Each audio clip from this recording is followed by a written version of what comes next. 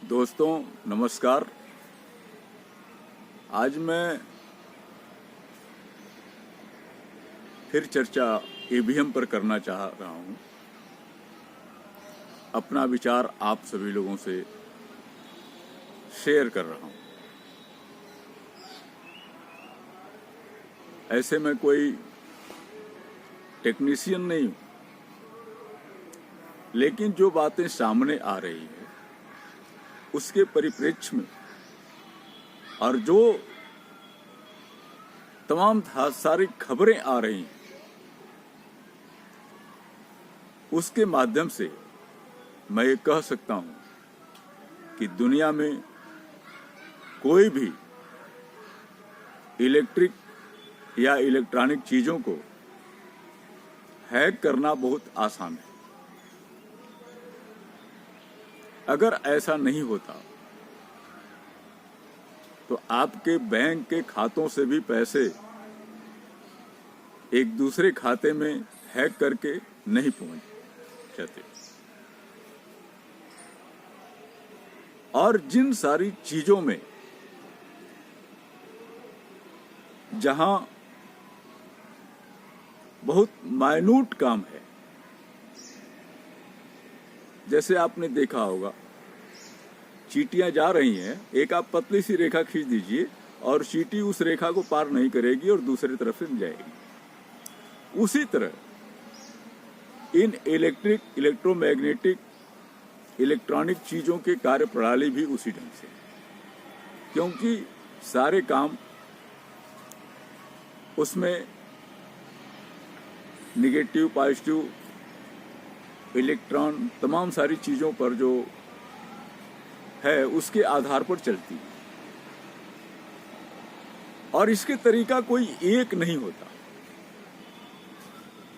तरीके कई हैं। उसमें से जो एक ठो टेक्निक अपना ली जाए वह काम आ जाती है और आपका काम हो जाता है। पहले तो जो हैकर थे वो ओटीपी मांगते थे, अब तो उसकी भी जरूरत नहीं दिखाई देती है। ऐसी भी खबरें हैं कि आपका पता चल जाएगा और कुछ भी परिवर्तन किया जा सकता है। इसी तरह जब से ईवीएम मशीन आई, यानी इलेक्ट्रॉनिक वोटिंग मशीन, तब से ही वो विवादों के घेरे में, और तमाम सारे विकसित मुल्कों में ईवीएम से जहां तक चुनाव का कार्यक्रम है वो बिल्कुल ब्रेक हो चुका है, उसको बैन लगा दिया गया है। भारत में भी जब ईवीएम मशीन लाई गई तब भी इसका विरोध हुआ था और काफी विरोध हुआ था। ये मामला सुप्रीम कोर्ट तक गया था और जहां कि वीवीपैट की व्यवस्था उसके साथ दी गई। और जितनी बार भी भारत में चुनाव इलेक्ट्रॉनिक वोटिंग मशीन से हुआ है उसमें गड़बड़ी के विभिन्न तरीकों को अपनाया गया। कोई एक तरीका नहीं है।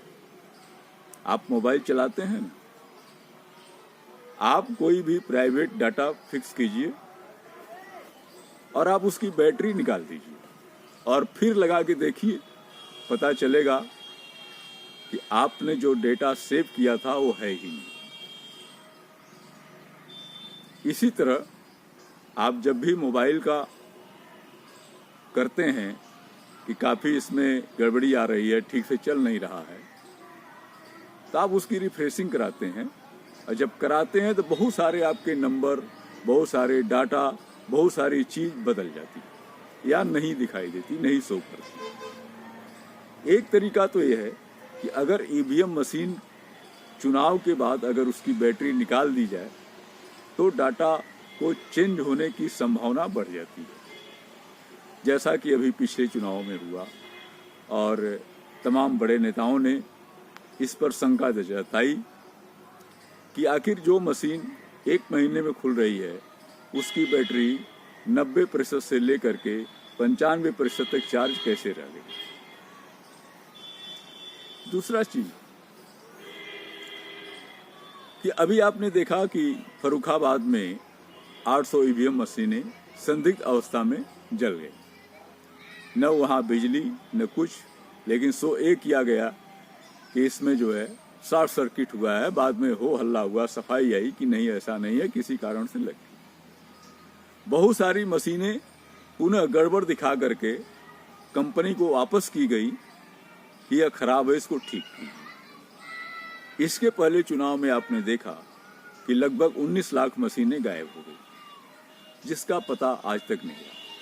और बहुत सारे चुनावों के दौरान देखा गया कि तमाम सारे ईवीएम मशीन के साथ कई लोग पकड़े गए, ऐसा अखबारों का खबर है।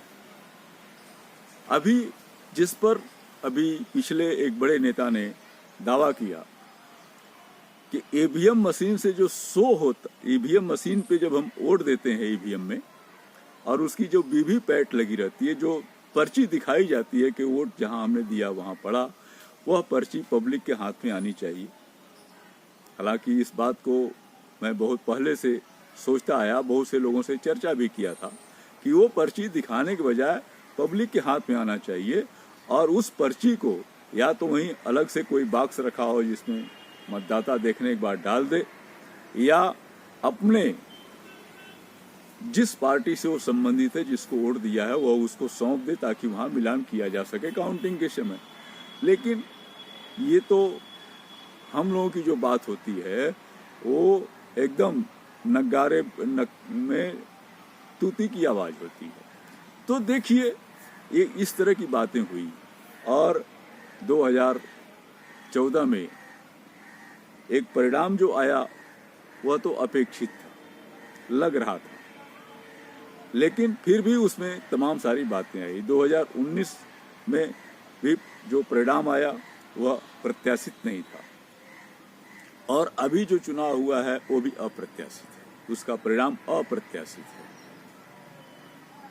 लेकिन हर बार मेरे कहने का मतलब है कि कैसे होता है।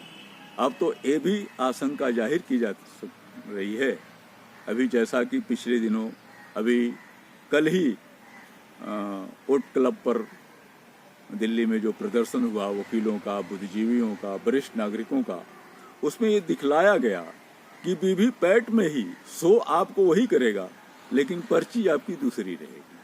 बिल्कुल सेटिंग, उसमें कोई दो राय नहीं, वो भी हो सकता है। तो वो सेटिंग मशीन में ही होती है।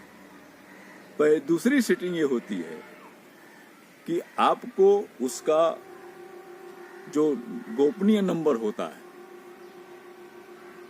अगर किसी को दे दिया जाए तो वह व्यक्ति मात्र 10 से 15-20 मिनट के अंदर सारे परिणाम को उलटफेर कर देगा और अपने ढंग से उसमें फिट कर देगा, कहीं भी बैठ करके। और इसके साथ ही एक तीसरा तरीका भी अपनाया जाता है कि मशीन पहले से, वोटिंग मशीन जैसे चोरी हुई है, जो 19-20 लाख का पता नहीं चल रहा है, उसको कहीं फिट किया और रास्ते में परिवर्तन कर दिया गया। इसके साथ ही जब इस बार जो हुआ है उसमें बैटरी निकालने की खबर आई कि सारी बैटरी निकाल दी गई और फिर बाद में सेट किया गया, तो किसने सेट किया, क्यों किया?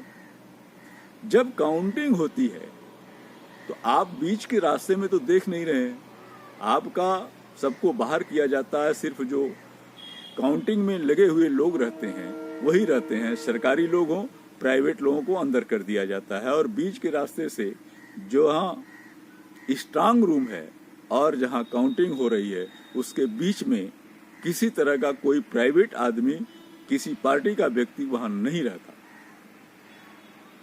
तो उसमें भी बहुत सारी गड़बड़ी हो सकती है। उसको कौन है? तो हर बार अलग अलग तरीके अपनाए जाते हैं इसको हैक करने के लिए या इस वोट परिवर्तन के लिए। तो ये जो एक तरीका है ये संदिग्ध है।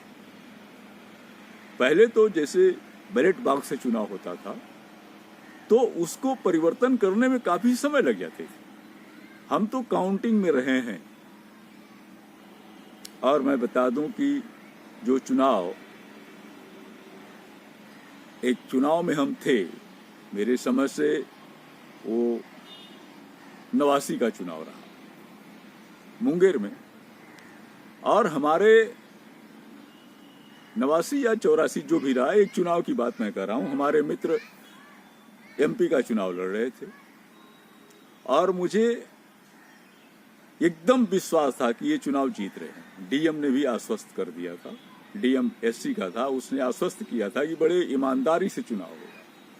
लेकिन हमें वोटिंग के 2 दिन पहले बहुत विश्वस्त व्यक्ति से हमें ये पता चला कि आप लोग 2 दिन, मैं मुंगेर में था और मुंगेर में जहां सीपीआई की ऑफिस थी उसी के जस्ट मात्र 50 मीटर दूरी पर आपका जो है स्ट्रांग रूम था, जिसमें सारी पेटियां रखी हुई और एक बीच में थोड़ी दीवार थी। मुझे जब विश्वस्त सूत्रों से मालूम हुआ और वो बताया कि डॉक्टर साहब आप आज और आज की रात 2 दिन ये आप लोग उसकी काउंटिंग की जो पेटियां हैं, मत पेटियां हैं, उसका सुरक्षा करने में कामयाब रहे तो आप चुनाव जीत रहे हैं, अन्यथा फला आदमी चुनाव जीत जाएगा जो उनसे ही संबंधित है। हमने कहा ये कैसे हो सकता है? कहा बिल्कुल होना ही होना है। मैं सीपीआई कार्यालय में गया और वहां सभी लोगों से बताया, सब लोग के कान खड़े हुए, लेकिन प्रत्याशी साहब को भी बुलाया गया। कह रही है तो हो नहीं सकता, डीएम तो हमको आश्वस्त किया कि ईमानदारी के साथ रहे। और मुझे क्यों नींद आवे, मैं भी वहीं सो गया और सुबह भोर में ही 4 बजे मेरी नींद खुली और मैं जाके देखा तो स्ट्रांग रूम के दूसरे तरफ तमाम कागज जल रहे हैं और उसमें से धुएं निकल रहे हैं। मैंने कहा प्रत्याशी साहब चल करके देख लीजिए और आपका मत पत्र सब जल गया, अब मेरा दोष मत दीजिएगा। वो फिर डीएम के पास कह अरे कोई कागज रहा होगा जला दिए होंगे। फिलहाल जब काउंटिंग हुई तो एक राउंड की जो पेटियां थी वो तो लगभग ठीक थी, दूसरे में कुछ गड़बड़ हुआ और तीसरे में जब आया तो पूरी की पूरी मत पेटियां जब खोली गई तो उसमें जो मतपत्र थे सब बदले हुए थे। कोई रैपर बंधा हुआ था, किसी में से मेढक उछल के भाग रहा है, कहीं बीड़ी के टुकड़े हैं, कहीं सिगरेट के टुकड़े हैं। मैंने कहा श्रीमान जी चलिए आप चुनाव जीत गए, और चुनाव वो बुरी तरह हार गए 1.5 लाख वोट से, जो कि जिसका कोई उम्मीद नहीं था चुनाव वही जीता और उसी की सत्ता भी बनी, सरकार भी बनी। तो मेरे कहने का मकसद ये है, वो फिर हमारे प्रत्याशी साहब उसी काउंटिंग के समय तीसरे राउंड में जब डीएम से मिले तो डीएम ने कहा कि चुपचाप रहना है तो रहो, अन्यथा तुम्हें गड़बड़ी करने के आरोप में हमको मजबूरन भिजवाना पड़ेगा। अब वो साहब चले आए। बाद में एक बात मैं और बता दूं कि 2.5 साल बाद या 2 साल बाद जब डीएम साहब का तबादला हुआ, वो हम लोगों के बहुत करीबी थे, तब उन्होंने बुलाया और उनसे माफ़ी मांगी कि साहब आप चुनाव जीत गए थे, लेकिन इस बार आप सावधानी से चुनाव लड़िए, निश्चित ही चुनाव आप जीतेंगे। और अगला चुनाव जब हुआ तो वो करीब 2 लाख मतों से चुनाव जीत गए। फिलहाल ये मैं कह रहा हूं कि गड़बड़ियां तो होती है, लेकिन मत पेटियों से उतनी गड़बड़ी नहीं हो पाती जितना लोग कहते हैं संभव है। लेकिन इलेक्ट्रॉनिक मशीन में तो मात्र 10, 15, 20 मिनट लगता है। बहुत तरीके मैंने बता दिया कि इसमें गड़बड़ी होने की पूरी संभावना है। इसलिए लोगों को चाहिए कि चुनाव इलेक्ट्रॉनिक वोटिंग मशीन से न हो, बल्कि मत पेटियों से हो, जिसके लिए चुनाव आयोग तैयार भी नहीं है। और नेक्स्ट 2024 का चुनाव निश्चित तौर से ईवीएम से ही होने जा रहा है। और जैसा कि सत्ताधारी दल की घोषणा है कि हम 370 से ऊपर अपना सीट लाएंगे, 400 तक जाएंगे, 400 पार हो जाएंगे, इसमें कोई आश्चर्य आपको नहीं करना चाहिए यदि ईवीएम से चुनाव होता है तो देखिए सावधानी कहाँ बरतनी चाहिए। पहली बात है कि ईवीएम मशीन की बैटरी नहीं निकालना चाहिए, अगर निकाला जाता है तो उस पर आपत्ति हो। चुनाव होने के बाद उसको स्ट्रांग रूम तक पहुंचाया जाए और स्ट्रांग रूम में की पूरी तरीके से सुरक्षा की जाए और उसमें किसी भी आने जाने वाले संदिग्ध लोगों को देखा जाए।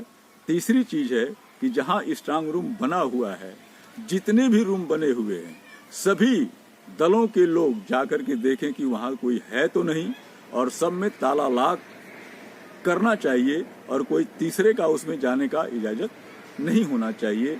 जो सुरक्षा कर्मी हैं उन पर भी ध्यान रखने की आवश्यकता है कि कहीं किसी भी समय किसी तरह का कोई गड़बड़ तो नहीं हो रहा है, और सीसी कैमरे बिल्कुल 24 आवर पेटी रखने से लेकर के चुनाव काउंटिंग तक उसमें परिवर्तन नहीं होना चाहिए।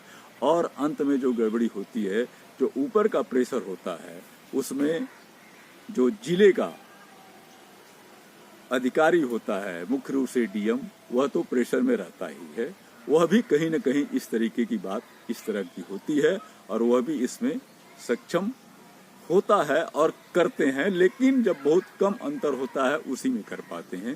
अगर 10-20, 50 हजार, लाख का अगर अंतर है तो वहाँ परिवर्तन थोड़ा मुश्किल है।